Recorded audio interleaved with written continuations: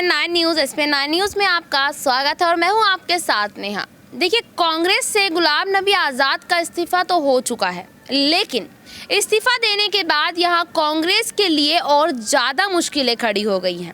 हम आपको ऐसा इसलिए कह रहे हैं क्योंकि यहां पर आपको बता दें कि गुलाम नबी आज़ाद के गुट के कुछ नेता ऐसे हैं जो अभी भी इस्तीफे देने की मांग कर रहे हैं। कम से कम 5 से 6 नेता यहां पर इस्तीफा देने की मांग कर रहे हैं और कारण वो भी यही बता रहे हैं जो गुलाम नबी आज़ाद ने अपने 5 पन्नों के इस्तीफे पत्र में बताया, यानी कि राहुल गांधी। यहाँ राहुल गांधी के ऊपर बहुत सारी बातें निकलकर सामने आ रही है और उनको टारगेट किया जा रहा है। अब यहाँ पर ये देखना है कि सोनिया गांधी की पार्टी के नेता दिन पर दिन इस्तीफा दे रहे हैं और राहुल गांधी का नाम ले रहे हैं। क्या यहाँ सोनिया गांधी राहुल गांधी के खिलाफ कोई एक्शन लेगी या फिर उन सब लोगों को एक तरफ कर राहुल गांधी का साथ देगी? इसी बात पर चर्चा करने के लिए मेरे साथ मेरी सहयोगी मेघा मौजूद है। मेघा से हम बात करेंगे और पूछेंगे कि आखिरकार सोनिया गांधी राहुल गांधी को लेकर यहाँ क्या फैसला ले सकती हैं। इन्हीं सारी बात पर चर्चा करने के लिए मेरी सहयोगी मेघा मेरे साथ मौजूद है और मेघा का बहुत बहुत स्वागत है इस प्रोग्राम में, जहां पर मेघा से बात करेंगे और पूछेंगे कि आखिरकार मेघा का इस बारे में क्या कहना है। जी देखिए, आज जिस तरह से राहुल गांधी के ऊपर सवाल उठ रहे, ये सवाल जो है कई सालों से उठ रहे, लेकिन इसे कहीं ना कहीं नज़रअंदाज किया जाता था। लेकिन आज अगर दिग्गज नेता उठा रहे तो कहीं ना कहीं ये जग जाहिर हो गया है, क्योंकि 6 पन्नों के यहाँ पर जो पत्र थे जो गुलाम नबी आज़ाद ने सोनिया गांधी को लिखे, वो साफ तौर पर ये दर्शा रहे थे कि जब से राहुल गांधी कांग्रेस पार्टी के अंदर आए हैं तब से कितने बदलाव आए हैं कांग्रेस पार्टी के अंदर। और कहीं ना कहीं उसके बाद से ही देखा गया है कि कांग्रेस पार्टी हारी है। 2014 की मैं बात करूँ, उसके बाद से लगातार आज 2022 और कितने चुनाव हारे खुद गुलाम नबी आज़ाद ने जो है वहां पर मेंशन किया है बाकायदा। और उसके बाद गैर जिम्मेदाराना हरकत हो या फिर यहाँ पर रिमोट कंट्रोल की बात हो या फिर जिस तरह से बचकाने हरकत की बात, सभी का जिक्र यहाँ पर किया है गुलाम नबी आज़ाद ने राहुल गांधी के बारे में। और बाकी नेताओं की मैं बात करूँ तो G23 के नेता पहले कपिल सिब्बल भी रहे हैं, वो भी किस तरह से पार्टी छोड़कर गए। अब गुलाम नबी आज़ाद है और अब एक और नेता जो है G23 के MA खान, उन्होंने भी छोड़ा और उन्होंने भी राहुल गांधी को ही जिम्मेदार ठहराया। और कई सारे नेता है जो अब ये कह रहे हैं कि अगर सुधार नहीं आया तो हम भी पार्टी छोड़ देंगे। तो कहीं ना कहीं देखा जा रहा है कि पार्टी से जो बड़े दिग्गज नेता है वो साथ छोड़ते हुए नजर आ रहे हैं और सिर्फ कारण एक ही है, राहुल गांधी।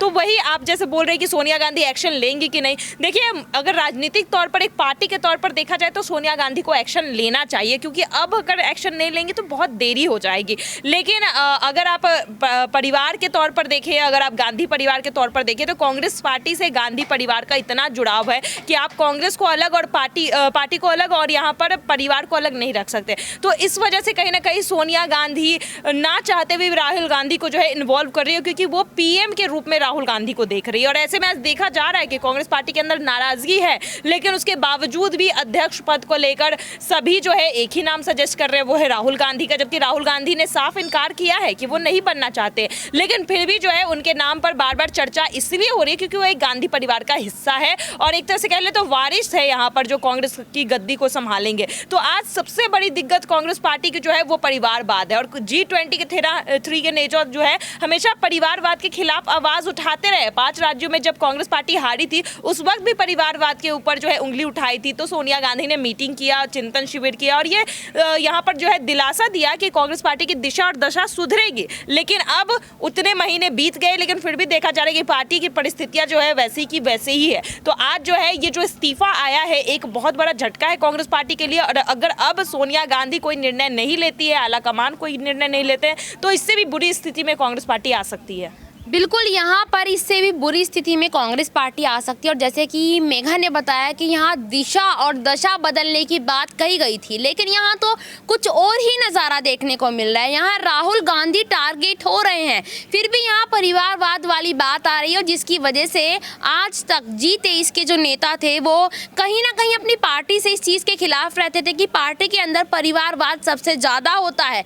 हालांकि यहाँ पर जिस तरह मेघा ने बताया कि यहाँ बार बार अध्यक्ष पद को लेकर का जो मांग हो रही है वो राहुल गांधी का नाम बार बार रखा जा रहा है, लेकिन राहुल गांधी ने यहाँ पर मना कर दिया। फिर भी उसके बाद देखा जा रहा है कि राहुल गांधी को उस पद को सौंपने की बात कही जा रही है। देखिए यहाँ पर वाकई में ये चीज़ बड़ी ही देखने और विचारने वाली बात है कि यहाँ कांग्रेस पार्टी कहीं ना कहीं इतनी ज़्यादा बिखर चुकी है कि शायद आने वाले समय में उसको समेटना बहुत ज़्यादा मुश्किल है। लेकिन फिर भी यहाँ राहुल गांधी को लेकर कोई एक्शन होगा या नहीं, ये तो आने वाला समय बताएगा। लेकिन मैं मेघा से एक सवाल और पूछना चाहूँगी कि यहाँ पर अध्यक्ष पद को लेकर, जैसे कि आपने कहा कि यहाँ राहुल गांधी की मांग हो रही है, लेकिन उस बीच दो नाम और बहुत ज़्यादा आ रहे हैं, वो है सचिन पायलट का नाम और अशोक गहलोत का नाम।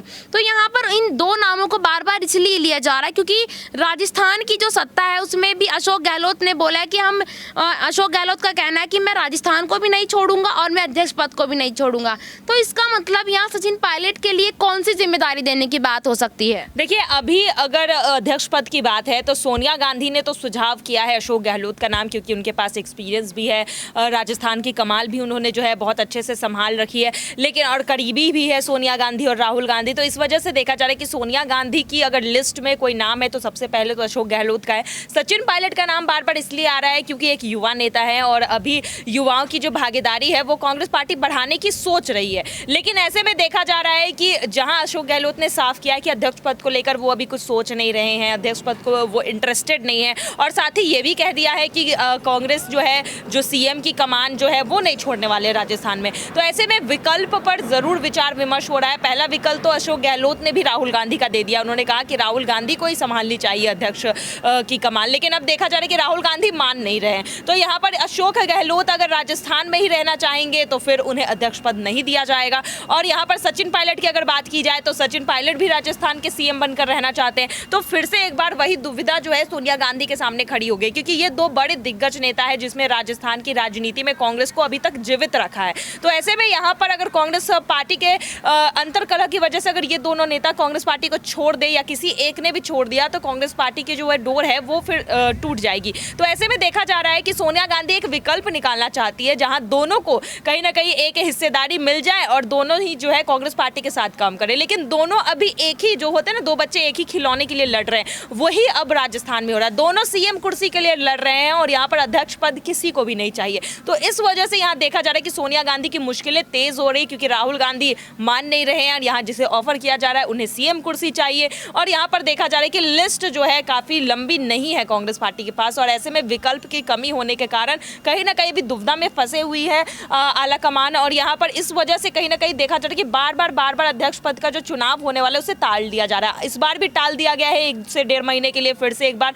तो यहाँ पर जो है 2019 के बाद एक अध्यक्ष पद को लेकर अभी तक फैसला नहीं कर पा रही है कांग्रेस पार्टी। एक निर्णय लेने में जिन्हें 4 साल लग रहा है, कहीं ना कहीं आज देखा जा रहा है कि यही कमी है जिसे अभी कांग्रेस पार्टी को दूर करनी है। बिल्कुल, यहाँ पर यही कमी है कि यहाँ कांग्रेस को भी आज के वक्त में भी अध्यक्ष पद के लिए कोई नाम नहीं मिल रहा है। जो नाम है वो यहाँ सीएम की कुर्सी की लड़ाई लड़ रहे हैं और दूसरी तरफ यहाँ राहुल गांधी का कहा जा रहा है कि आप ये पद संभाले, तो राहुल गांधी यहाँ पर मना करते नजर आ रहे हैं। खैर, ये तो आने वाला समय बताएगा कि आखिरकार कांग्रेस के अध्यक्ष पद पर कौन से चेहरे पर मोहर लगेगी, क्योंकि यहाँ पर कुछ नाम ऐसे भी है जो नया चेहरा, जैसे कि मैं उदाहरण के तौर पर बताऊँ, प्रशांत किशोर को भी यहाँ पर बताया जा रहा है कि अध्यक्ष पद की कमान उनको मिल सकती है और वो कांग्रेस को आगे बढ़ाने का काम कर सकते हैं, क्योंकि प्रशांत किशोर एक वो चेहरा जिनको रणनीतिकार, चुनावी रणनीतिकार कहा जाता है, और वो जिस पार्टी का साथ देते हैं वो पार्टी कहीं ना कहीं आगे बढ़ चलती नजर आती है। आज के लिए इतना ही, फिर मिलेंगे आपसे अगली किसी अन्य टॉपिक को लेकर। तब तक के लिए जुड़े रहिएगा SPN 9 न्यूज़ के साथ, और आपको हमारी रिपोर्ट कैसी लगी हमें नीचे कमेंट बॉक्स में ज़रूर बताइएगा। धन्यवाद।